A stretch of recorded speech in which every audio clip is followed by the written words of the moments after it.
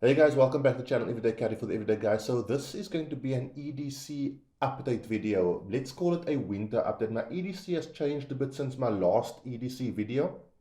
For those of you who are new to the channel and channels like this, EDC is an acronym for Everyday Carry, and it kind of relates to the gear items or simply the items you carry on your body every single day or 99% of the time. So whether you know it or not, pretty much everyone who is, I'd say, over the age of like 5 almost these days has some form of EDC, whether it be a toy, whether it be a cell phone, whatever the case may be, some form of device, tool, item that you don't leave home without, that spends 90% of its time on your body. Strangely enough, I have found that women start EDCing a lot earlier than men. And I don't mean that in the EDC way that we're thinking about it. If you think about a woman, from a very young age, she's got a handbag with obviously things like cell phone, wallet, lipstick, sanitary products, etc., etc. So they've got that EDC concept down way before men get there.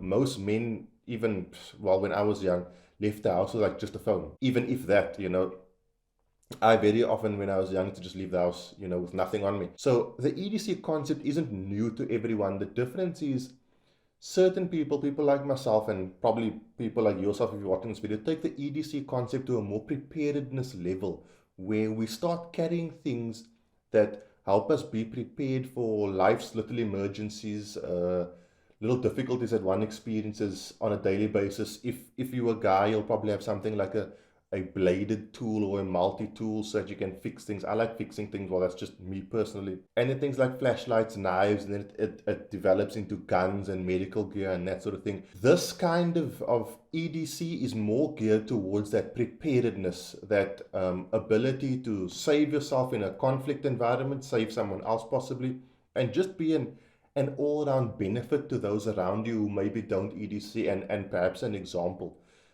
to them. The EDC community here in South Africa is relatively small comparative to the population. Hopefully we do see more people start considering their everyday carry items with a more preparedness mindset. Okay, so what I'm going to do is I'm going to take you through what I've been carrying for the past few months. There have been a few changes very recently because I'm testing a few things, so I will chuck that in as well. 99% of things you're about to see I have reviewed. I will do reviews on everything if I haven't done a review. If I have done a review, the link to it will pop up on this side over here somewhere. I only have 5 of those pop-ups available per video, so if it stops popping up, you can go down to the video description and I will link reviews to everything and where you can buy it and that sort of thing. So let's get to the EDC winter update review. Okay guys, so let's get to it. I'm going to start off with things that you have seen before and that are not overly tactical, preparedness minded. I don't know if that's the right way to put it, but the watch I'm carrying is still the Casio chronograph. So the reason I like this watch is because it's kind of like the best of both worlds. It's got that rugged Casio design and manufacturing while still being something you can wear sort of in a boardroom or do sort of formal meetings with formal wear. It ticks both boxes. It's obviously not as rugged and as kitted out as your Mudmaster series, that type deal. But yeah, the Mudmaster is a brand specifically for people who are going to be doing things that can sort of use all those features. I just need something to tell time and the date. So I'm still really happy with this. Like I said in my last video, I will try to get a Mudmaster or type watch just to see what's what and maybe review for people who are interested in buying it. But at the moment, the Casio chronograph is still doing everything I need it to do, and I'm still happy with it. So that hasn't changed. Another thing that hasn't changed is my wallet. Still carrying the Edge Custom Carry Minimalist wallet. I don't know what's going to beat this for me because I like minimalistic things, and this is pretty much as minimalistic as you can get. It's 2 pieces of Kydex, like a Allen bolt type thing at the bottom, and like an elastic band. You do get multiple different bands when you buy these, so if you don't fill it up, there are tighter bands so the wallet keeps everything together. It takes about 10 or 11 cards, and it's exactly the amount of cards I carry. So this wallet for me is still serving its purpose 100%, and I really, really like it. Next, we are on something I have been speaking a lot about. I just gave one of these away a Leatherman Skeletal. If you don't own one of these yet, then you don't know how valuable it is to have one of these. This is very similar to something else in my EDC. You don't know how much you need one of these until you get one, and then it's like, wow, how did I ever live without a Leatherman or a multi-tool? The Skeletal for me is just right because it's not too big, it's not too small, it's got everything I need and nothing I don't need. The major draw for me is the pocket clip. I don't like carrying things on my belt. A lot of Leathermans today come in pouches that you have to attach to your belt. Not the world's biggest fan of that way of carrying a Leatherman. I like to sort of slide it into my pocket. So Leatherman Skeletal, that usually goes in my left rear pocket. Now, flashlights have changed slightly, and I have to be honest, the flashlight I carry most often is the Olight S1R Baton 2. It's the light I've carried 99% of the time in the past, well, since I've got it, which was last year sometime. However, just recently, the guys at Futurama sent me this Ace Beam.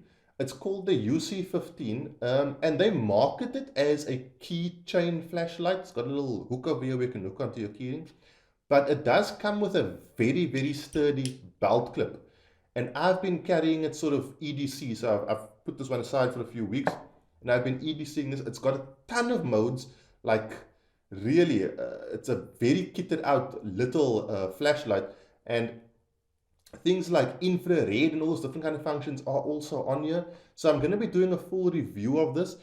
But a lot of people, since seeing this on my Instagram and Facebook feeds, have asked me to compare these two, which is better out of these two.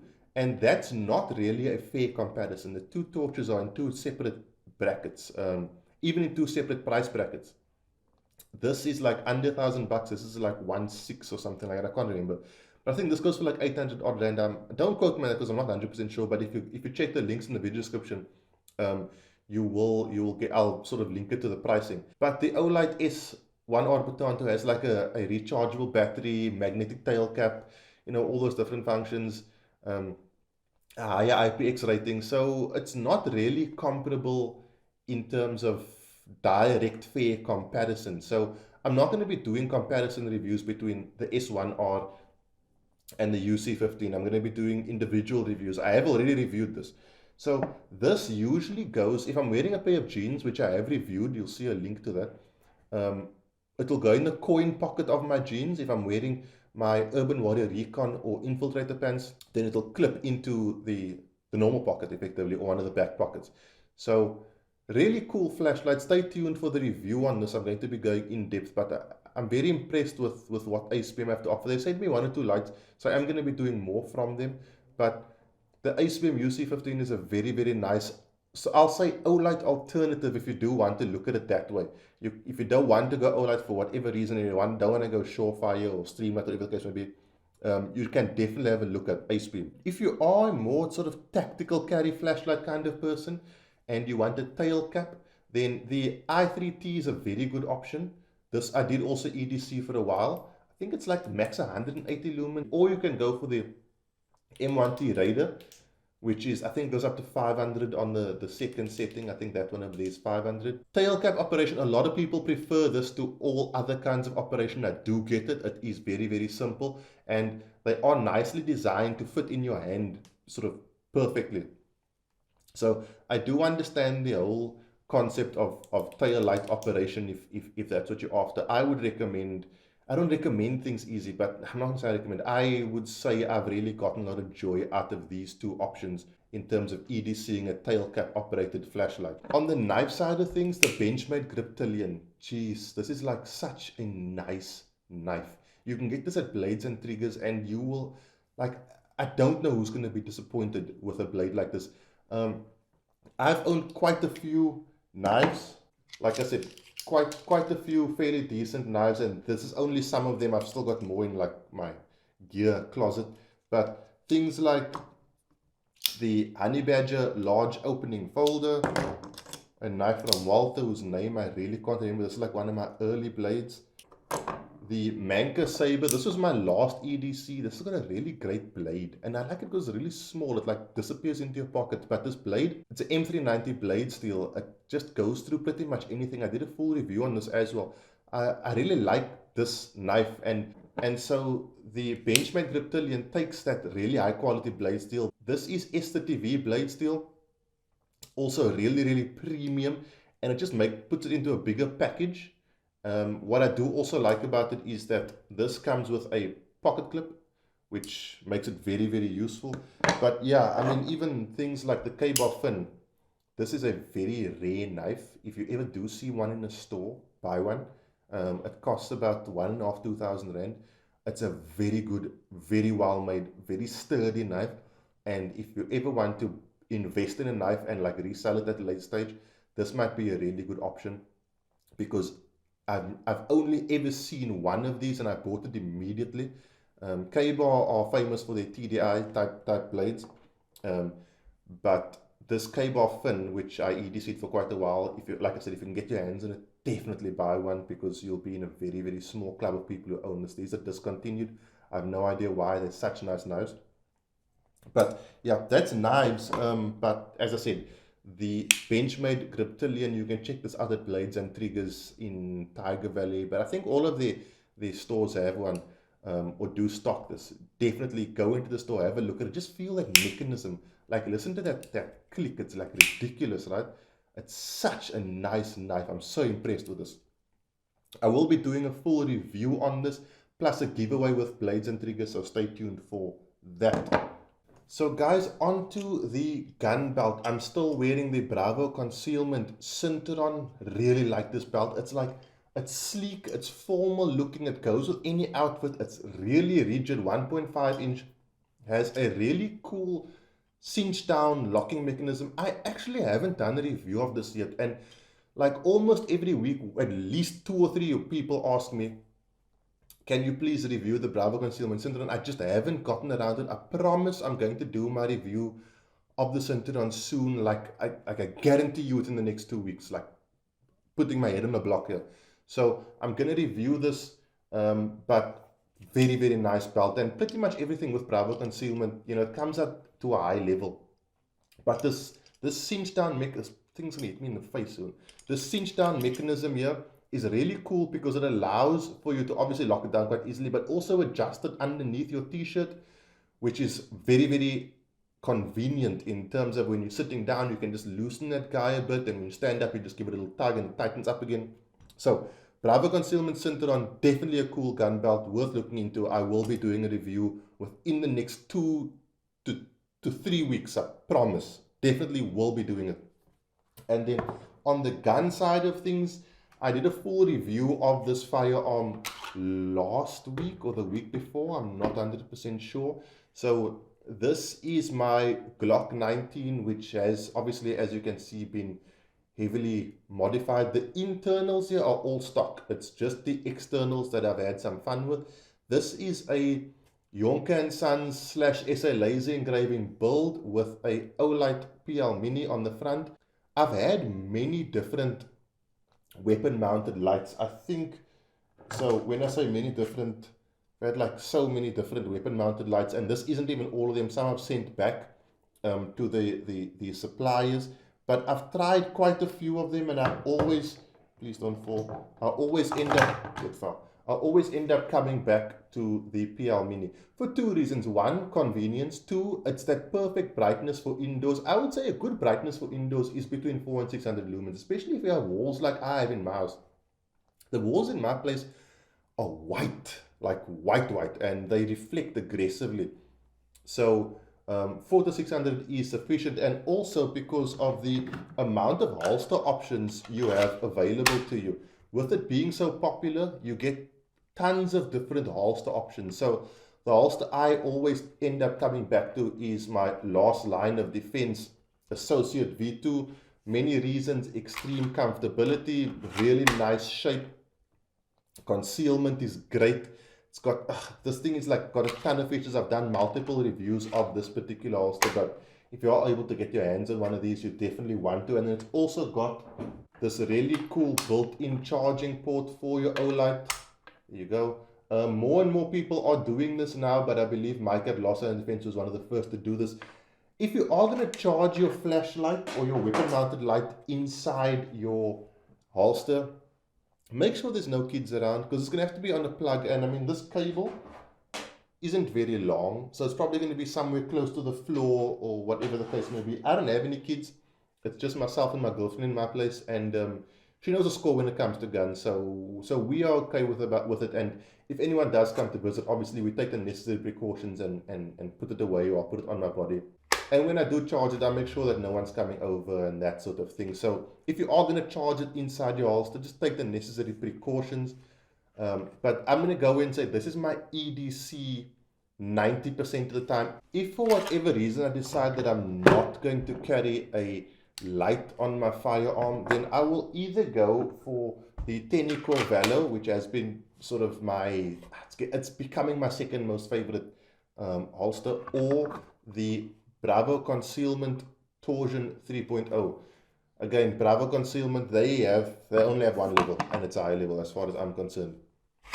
So that is on the holster side of things. And then just back to the firearm side, as I said, Olight, PL Mini, Sightmark Mini Shot, M-Spec, suppressor height sights, Magpul GL enhanced magwell, 11 front slide serrations, basket weave stippling, and the finger grooves have been removed, as well as a dual trigger guard undercut. So with the red dot, I'm still testing this, but I'm so impressed with this dot. It's such a nice thing to have. I can almost guarantee I will never not have a dot on my firearm. I just, yeah, once you have it and it's set up properly, it's just very difficult to go back to irons.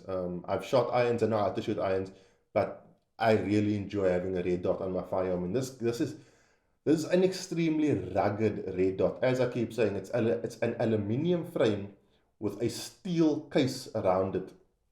And I've been testing this, EDCing it, knocking it about. It's held zero. I'm confident with it. But as you know, red dots are a scary topic, especially here in South Africa. Sort of overseas, it's become a generally accepted method of carry. But I am still going to continue testing and do more reviews on this particular dot and on Sightmark as a whole. A lot of people ask me, why did I go Glock? Was it because it was comfortable? Was it because I could shoot it good? And none of the above, to be honest with you. My finger grooves have been removed, so how comfortable could it have been? It wasn't really that uncomfortable, to be honest with you. But I've made changes to it. And no, it wasn't because I could shoot it well at all. I spoke to people in the firearm world that I take seriously, and I said, listen, when I bought when I bought this gun, I asked, what should I go for? Direct me, because I don't know. And they pretty much told me, look, Glock, CZ, Smith & Wesson, Sieg, they all make good firearms, but Glock is the world's most popular firearm. And I asked a question that pretty much every first-time gun carrier asks. It's like, should it be comfortable? Should I shoot it good, etc., etc.? And the answer I got was, if it's comfortable, it's a bonus. And shooting it good is going to come down to practice.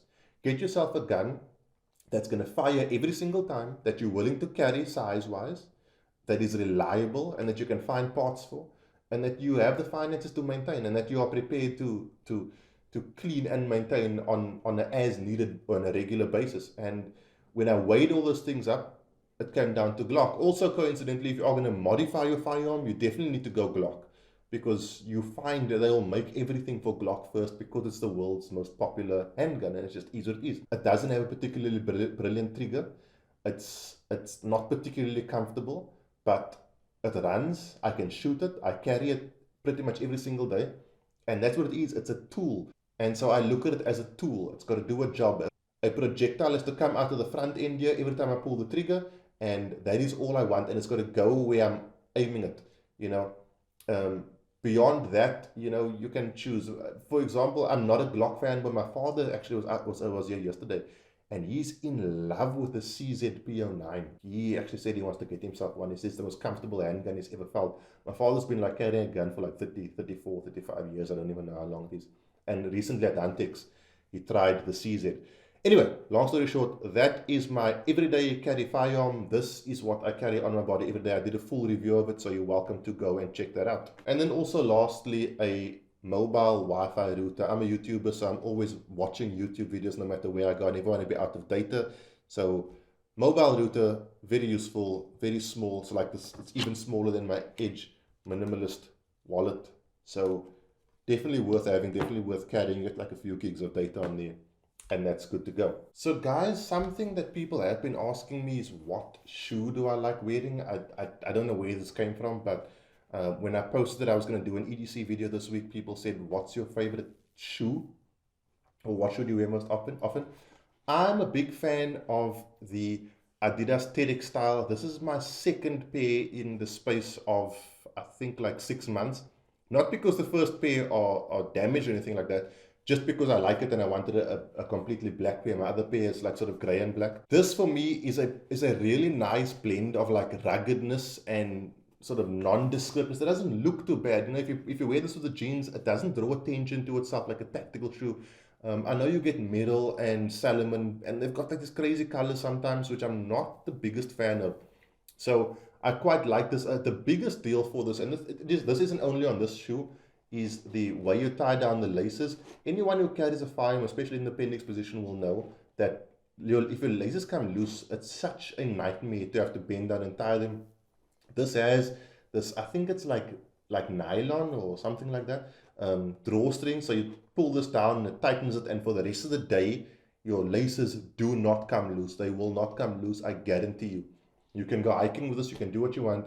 They are going to stay in that same position, which is really, really cool and a very good function.